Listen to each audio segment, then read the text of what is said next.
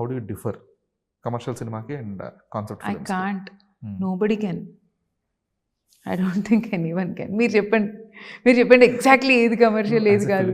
As a filmmaker you will have a different perspective కదా. Film మేకర్స్కి అసలుకే తెలీదు, అసలు తెలీదు అంతే.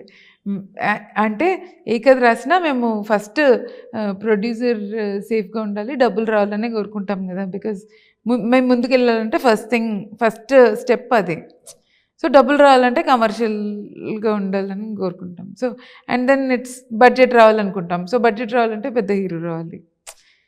సో హీరోకి తగ్గట్టు ఓకే పెద్ద హీరోలు అంటే జనాలకు కొన్ని ఎక్స్పెక్టేషన్స్ ఉంటాయి. సో అలా తగ్గట్టు రాయాలనుకుంటాం. But exactly cinema wise define చేయండి మీరు, కమర్షియల్ ఇది కమర్షియల్ ఇది కాదని. ఇంపాసిబుల్, ఎవరు చేయలేరు. అదంతా ఇట్స్ జస్ట్ మిత్, గాలిలో మాటలు అవి. ఏదో చెప్తుంటాం కానీ డబ్బులు వచ్చింది కమర్షియల్ అంతే. అంతే అంతే.